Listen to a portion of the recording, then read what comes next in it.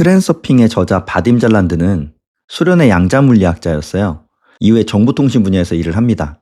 이분이 어느 날 계시를 받아서 쓰게 되거든요.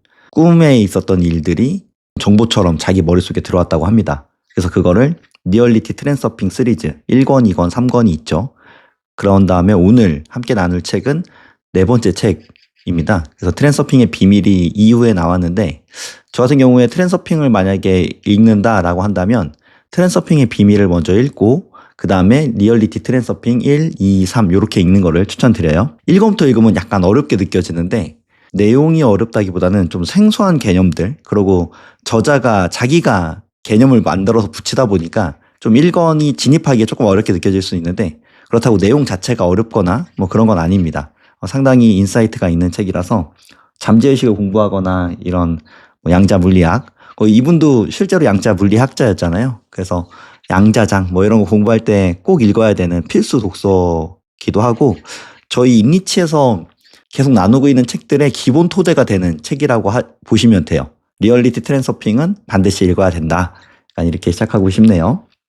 바딤 잘란드는 유명세를 원하지 않는 탓에 언론에 나오지 않아요. 그래서 유튜브도 찾아보면 거의 안 나옵니다. 그래서 개인적 신상에 대해서는 알려진 바가 없고 또 이후에 쓴 책들을 봐도 자기는 앞에서 이렇게 나서서 이야기하고 싶지 않다.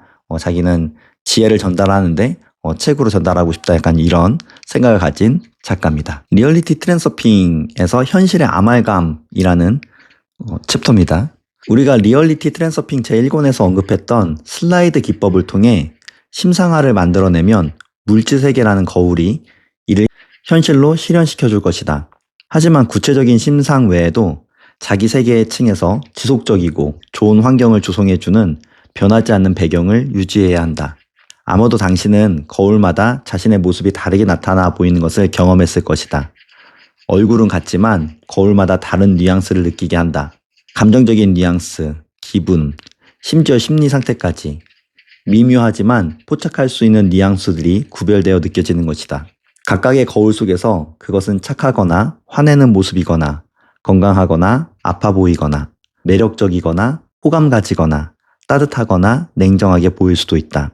거울의 반사면은 대상의 정확한 모습을 그대로 반영해 주어야 할 텐데 무엇 때문에 그러한 차이가 생기는 걸까? 거기에는 이미지 전달에 지대한 영향을 미치는 여러 가지 요인들이 있다. 사진에서와 마찬가지로 조명과 배경의 색깔 등이 많은 영향을 미치고 그뿐만 아니라 거울 자체에도 요인이 있다. 중세 베네치아인들은 거울의 독특한 매력을 발견했다. 베네치아의 유리 거울은 놀라운 품질로 세계에 널리 알려져 있다. 하지만 거울에 그런 특별한 속성을 부여했던 것은 유리가 아니었다. 이유는 알 수 없었지만 사람들은 보통 거울보다 베네치아 거울로 자기 모습을 비춰보는 것이 훨씬 기분이 좋다는 사실을 주목하게 되었다. 거울에 반사된 얼굴이 상당히 매력적으로 보였던 것이다. 알고 보니 베네치아 장인들에게는 그들만의 특별한 비법이 있었다. 그들은 거울의 반사면인 아말감은 거울을 만들 때 유리를 발라서 반사 효과를 얻는 수은합금이라고 합니다. 아말감 칠에 금을 섞어 넣었는데 그래서 반사된 색의 스펙트럼에서 따뜻한 색채가 강했던 것이다. 당신도 자신을 위해 이중 거울의 작은 한 부분을 이처럼 개량할 수 있다. 여기서 이중 거울이라 하는 거는 이제 트랜서핑은 이 세 개가 거울이라고 말을 합니다. 워낙 많은 책들에서 이 개념을 설명하고 있죠. 그래서 이 세상에서 우리가 보고 듣고 경험하는 것들은 사실 내가 과거에 했던 생각들이 그대로 반영돼 있는 거죠. 그래서 이 세상을 보면서 실망스러우면 내가 그 전에 실망스러운 생각들을 했던 것이고 이 세상에 마음에 들지 않는 것들이 많다면 내가 그 전에 그러한 생각들, 불만이나 걱정, 염려들을 많이 했기 때문에 그게 현실로 나타난 거죠. 그래서 항상 거울이 먼저 웃지 않는다. 이거를 기억하라고 합니다. 우리가 현실을 바꾸려면은 지금 이 순간 바꾸면 그게 서서히 이중거울은 대신 시간 지연이 있대요. 그래서 서서히 바뀌어서 내가 원하는 현실이 창조된다는 거죠. 사람은 자기 자신과 주변 현실의 여러 환경에 대한 태도, 즉 현실에 대한 다양한 반응으로서 세계의 층을 구축한다. 이런 관계의 스펙트럼에서 우세한 배경이 될 하나의 본선을 선택해야 하는 것이다. 예컨대 당신은 세상이 나를 보살펴주고 있다 라는 공식을 본선으로 선택할 수도 있다. 이게 사실은 어떻게 믿느냐에 따라서 세상이 다르게 보이잖아요. 그래서 바딤 잘란드는 세상이 나를 언제나 보살펴주고 있어. 이렇게 믿어보라는 거죠. 아침에 일어날 때마다 세상이 나를 돌봐주고 있어. 요즘 저는 부족함이 없다. 이러고 일어나고요. 그 다음에 당신은 다 아신다. 당신은 나의 모든 것을 안다. 나의 쓸 것과 나의 필요를 안다. 이렇게 이야기를 한 다음에 그 다음에 저희의 만트라죠. 나는 4천억을 벌었다. 라고 이야기를 합니다. 이야기만 해봐도 아침에 일어나면서 상당히 많은 에너지를 받는 거를 느끼실 수 있을 거예요. 이건 직접 해보셔야 합니다. 그렇게 했을 때 우리 삶의 뉘앙스가 바뀐다는 거죠. 계속 읽어보겠습니다. 사람들은 화날 일이 생기면 마치 기다렸다는 듯이 불만을 토해내지만 좋은 일은 모두가 당연하다는 듯이 받아들인다. 마치 조개가 반사적으로 껍질을 여닫듯이 습관적으로 무의식적으로 그렇게 한다. 반대로 하라는 거죠. 그러니까 불만이 있을 때 불만을 너무 쉽게 말하잖아요. 어떤 사람이 너무 실망시키거나 나를 화나게 하면 자극적이기 때문에 계속 그 얘기만 합니다. 그럼 그게 현실로 고정되겠죠. 그래서 재밌는 게 바딤 잘란드는 조개 얘기 많이 나오거든요. 조개들이 입을 이렇게 벌리고 있다가 살짝 건들면 탁 닫잖아요. 그래서 그렇게 1차원적으로 반응하지 마라. 깨어 있어라. 즉각 반응들은 다 잠들어 있을 때 나온다. 약간 이런 얘기를 하는 겁니다. 이제는 조개보다 한 단계 위로 올라가서 꿈에서 깨어나서 의식적으로 태도를 표하는 것이 얼마나 이로운 일인지 맛보라. 세상을 느끼는 감각의 방향을 본선에 맞추어 의식적으로 조정해보면 그에 따라 거울이 어떻게 반응하는지를 깨달을 수 있을 것이다. 이것은 현실을 조종하는 당신의 첫 번째 걸음이 될 것이다. 네, 깨어나기입니다.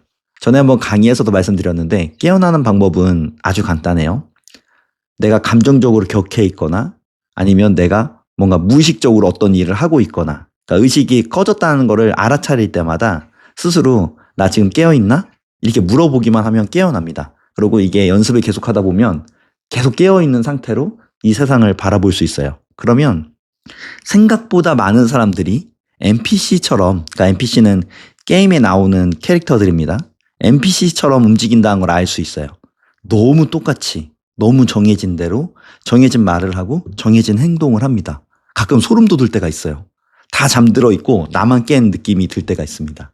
근데 이때 중요한 거는 잠들어 있는 자들을 깨우면 안 돼요. 왜냐면 대표님도 한번 생각해 보세요. 낮잠을 잘 자고 있었습니다. 근데 누가 깨우는 거예요. 야, 잠들지 마, 잠들지 마. 이러면 고마워 이러고 깨는 게 아니잖아요. 화내겠죠. 아, 왜 잘 자고 있는데 깨워. 그래서 우리가 의식적으로 깨어난 사람들이 첫 번째 하는 실수가 잠든 자들이 보이니까 자꾸 깨우려고 하는데 깨우는 게 아닙니다. 같이 잠든 척 하는 거예요. 그러고 내가 원하는 생각을 하고 또 일부러 사람을 만날 필요가 없습니다. 그건 잠들었을 때 하는 거예요. 사람도 만나고 싶은 사람만 만나면 되고 뭐 해달라고 해도 다 해줄 필요가 없어요. 그냥 내가 하고 싶으면 하는 거고 하기 싫으면 웃으면서 거절하거나 아니면 그 사람을 안 만나면 됩니다.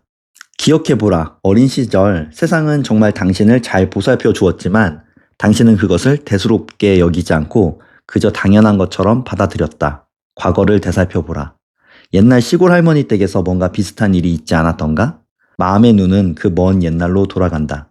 그때 당신은 편안하고 평온한 기분이었다. 가끔은 기억의 조각들이 매우 뚜렷이 나타나기도 한다. 부엌에서 너무나도 구수한 냄새가 풍겨오는 것 같다. 할머니는 빵을 굽고 계신다. 아니면 당신은 강가에서 낚싯대를 들고 앉아 있거나 산에서 썰매를 타고 내려가고 있다. 그때 어땠는가? 그 특별한 평온감이 떠오르는가? 그러니까 저번 주에 했던 강의가 보이지 않는 공급자였잖아요. 기억나시나요? 그때 그 책에서 어떤 얘기가 나왔냐면 우리는 어렸을 때 누구나 보이지 않는 공급자를 다 경험했다는 거죠. 그렇죠. 대표님들도 그렇고 저도 그렇고 우리가 아이였을 때 우리가 아무것도 하지 않고 아무 기도도 하지 않고 어떠한 필요를 말하지 않아도 다 채워주고 누굴 통해서요? 부모님이나 할머니나 할아버지나 이웃들을 통해서 그리고 심지어 휴가도 보내고 원하는 것을 먹고 원하는 것을 입죠. 그 마음을 주는 자가 보이지 않는 공급자다라고 얘기를 하는 거죠.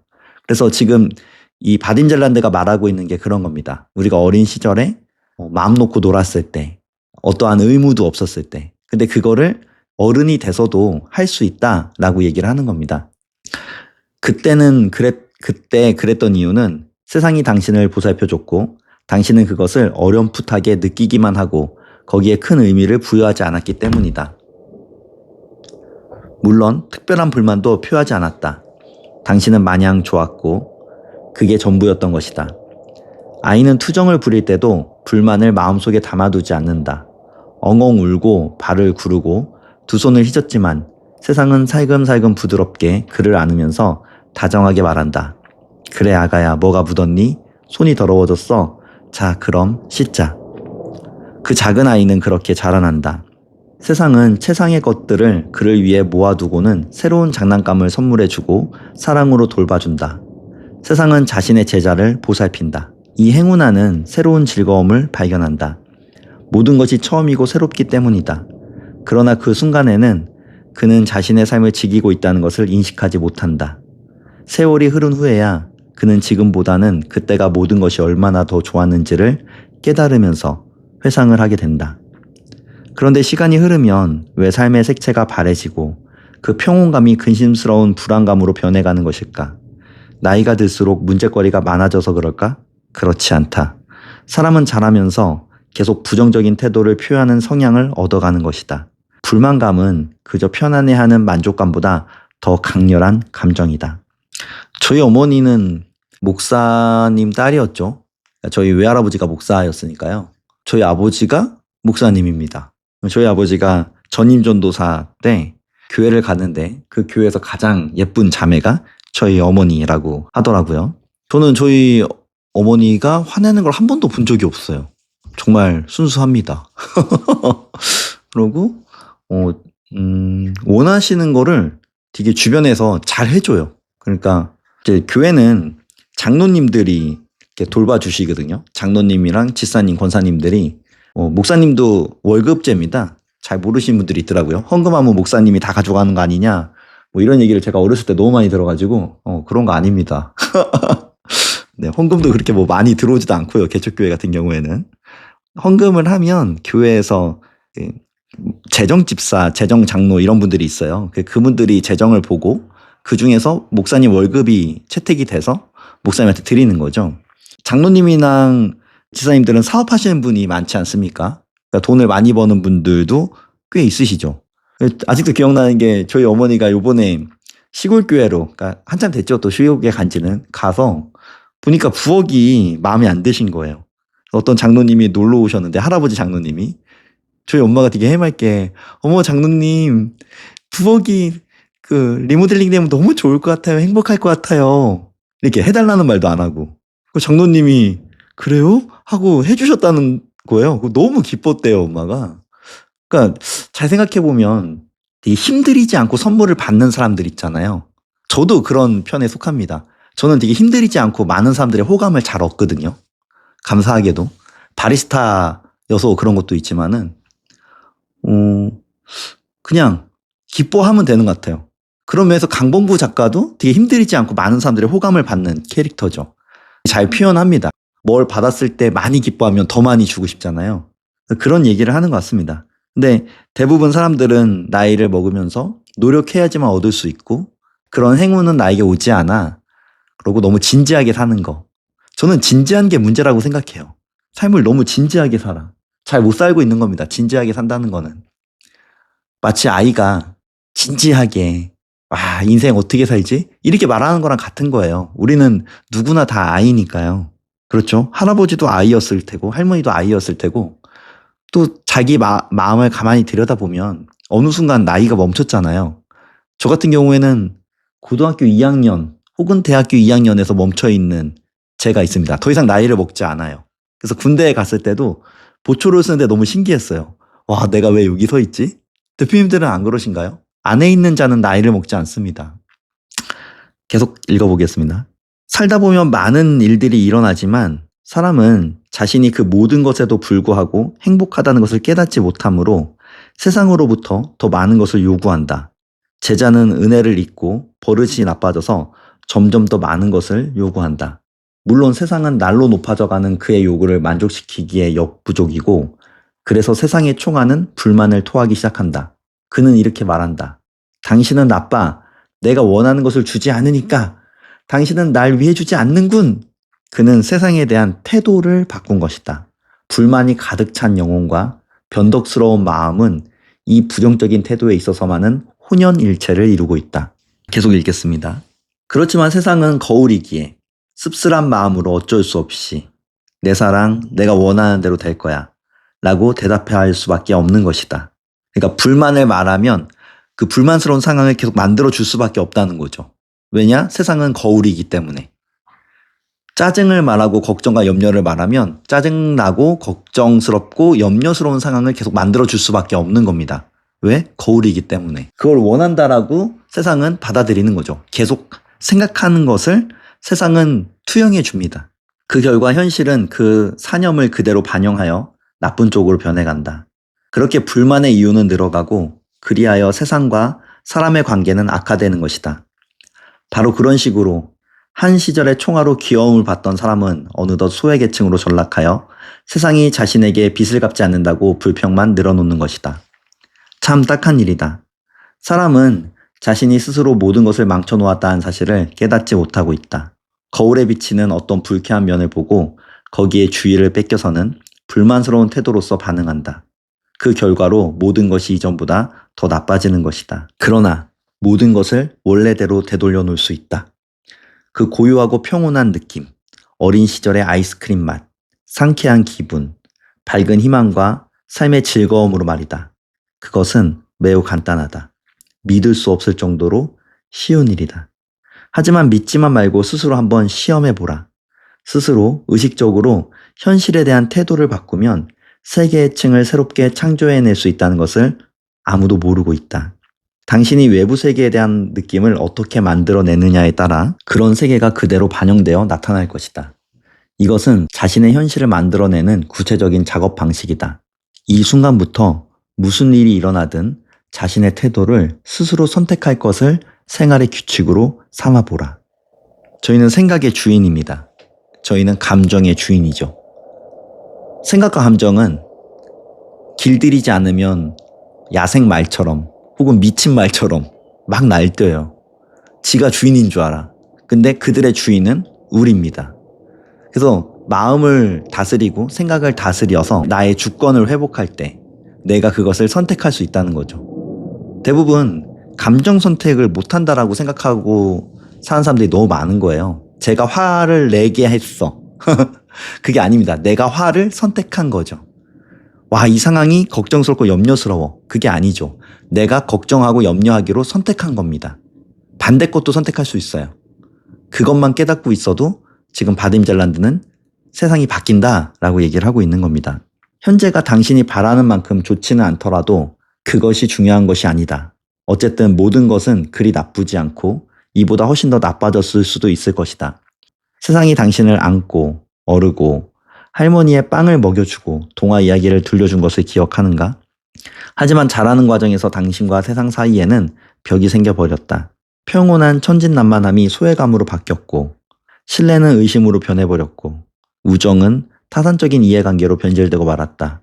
그렇지만 세상은 당신에게 화를 내지도 않았고 당신을 버리지도 않았다. 세상은 다만 쓸쓸한 생각에 잠긴 듯 말없이 냉담한 태도로 서운하게 구는 옛 친구 곁을 묵묵히 따라 걷고 있는 것이다.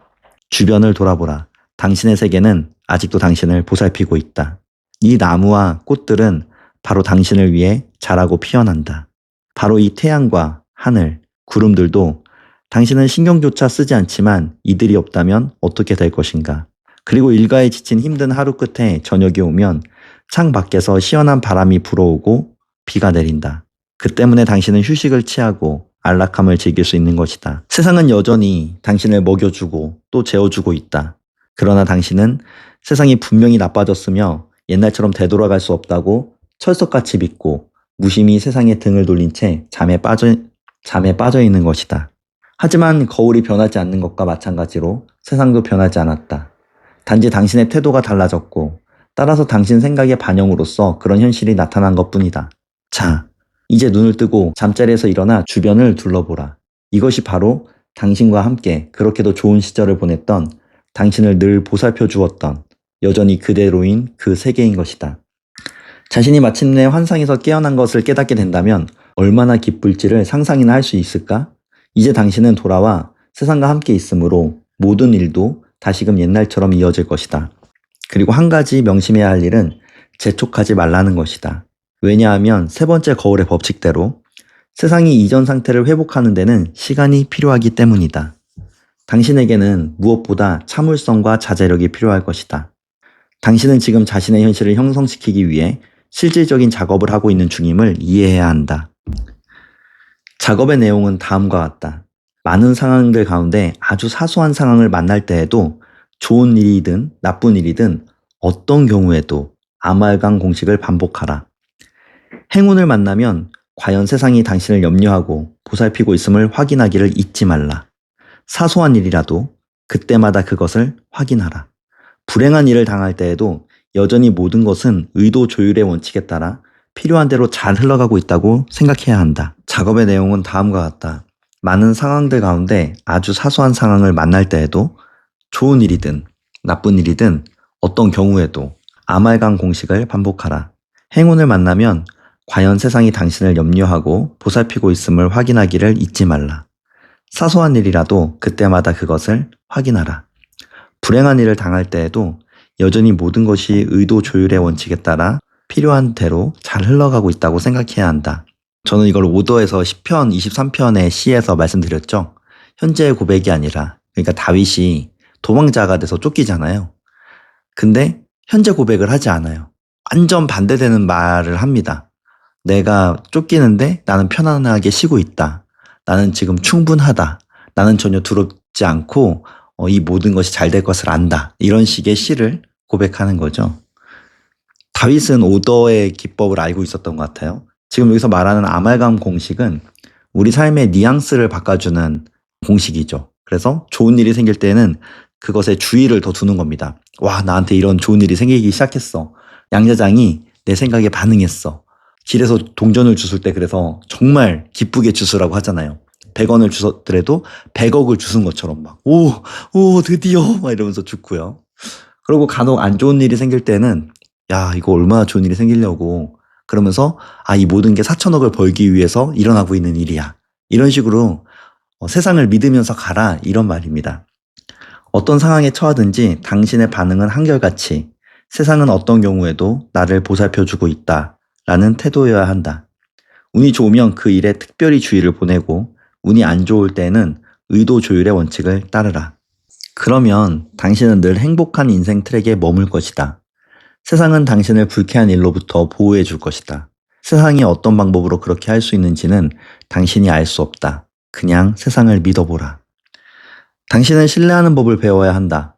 사람은 어려운 상황에 처했을 때도 자신의 힘에만 의지하려는 경향이 있다. 내가 직접 해결할 거야. 다 큰 어린아이가 고집을 부리는 것이다. 그러면 세상은 그래 내 착한 아이야 내 발로 걸어가거라 하고 말하며 그를 땅에 내려놓고 혼자서 해결하도록 허락해준다. 불신의 얼음을 깨트려라. 아무리 사소한 문제가 생길 때라도 세상이 나를 보살펴주기를 바란다 라고 자신에게 말해보라. 물론 아무것도 안 하고 멍하니 앉아만 있으라는 말이 아니다. 모든 것이 자기 안에 갖추어진 대로 스스로 유리한 방향으로 흘러가리라 라는 생각에 익숙해져야 한다는 말이다. 그러니까 생각만 바꾸라는 거죠. 저희가 가끔 노력을 내려놓으세요. 노력보다 생각이 중요해요. 그럼 너무 극단으로 가세요. 노력 안 할 거야. 그게 아니죠. 노력을 하면 저항이 생기니까 내가 그 저항감을 내려놓는 겁니다. 그래서 너무 애쓰려는 마음, 그거를 모든 게 잘 될 거야. 잘 되고 있어. 이 마음만 바꾸는 거예요. 그러니까 하던 노력은 그대로 하거나 아니면 조금 덜 해도 됩니다. 어쩌면 아예 안 해도 되긴 해요. 근데 완전 행동을 하지 마라 이런 건 아닙니다. 생각을 해야 된다. 그러니까 걱정과 염려는 생각이 아니다. 이런 말씀을 드리고 있는 거죠.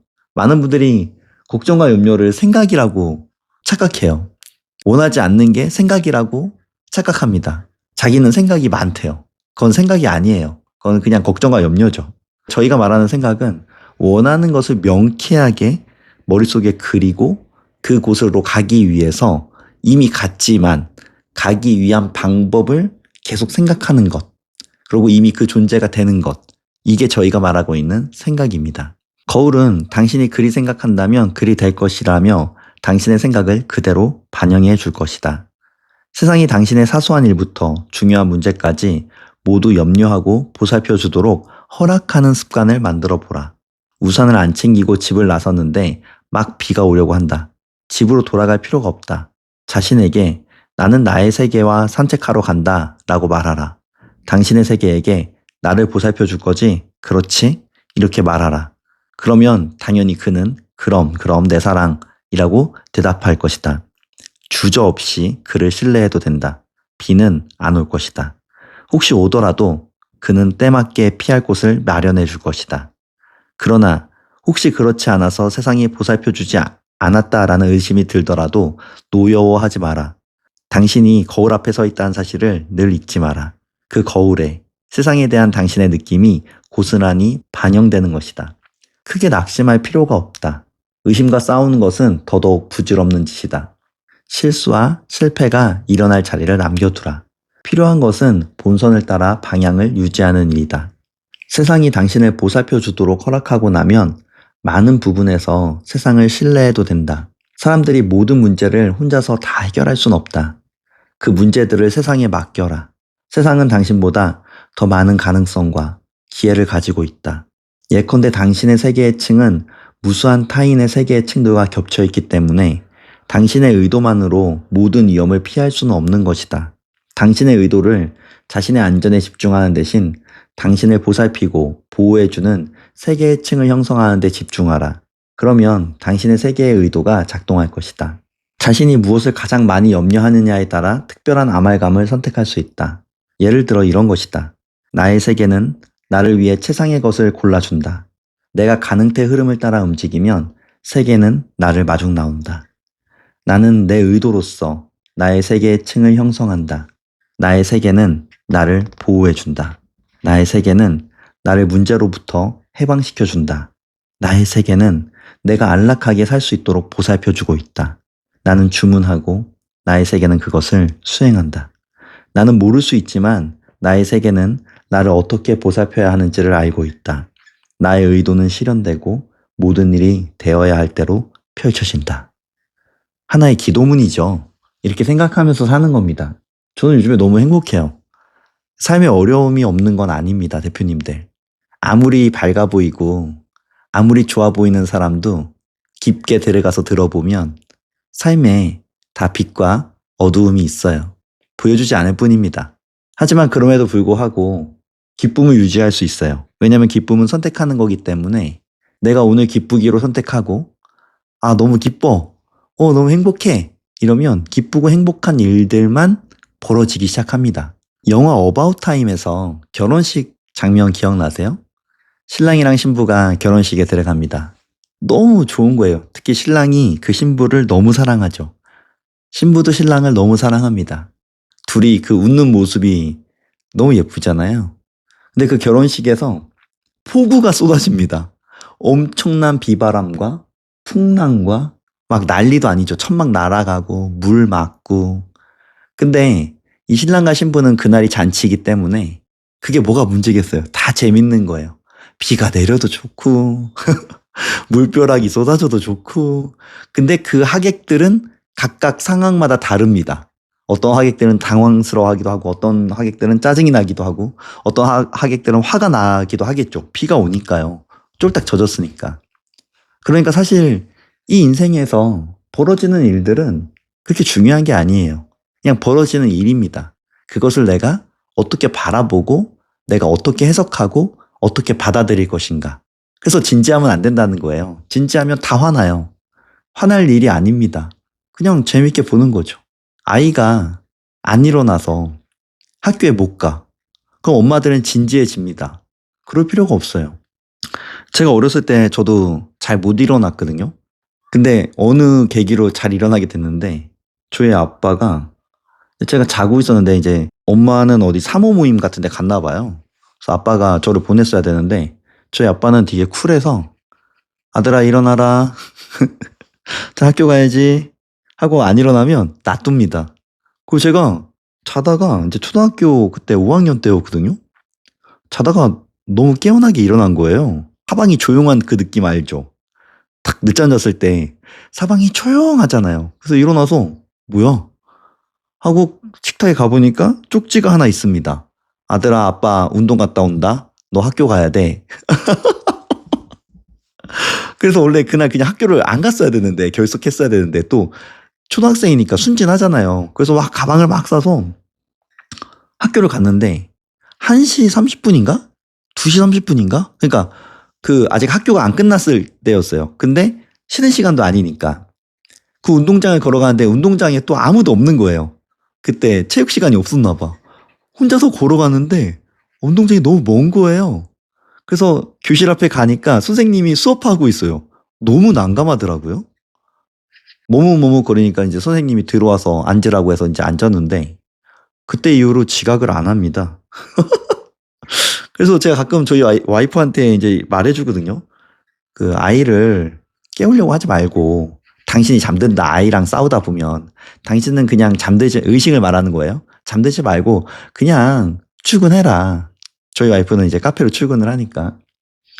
그러면 내가 택시를 태워 보내든 아니면 뭐 학교를 하루 쉬게 하든 그렇게 한 며칠 하다 보면 알아서 일어나겠지.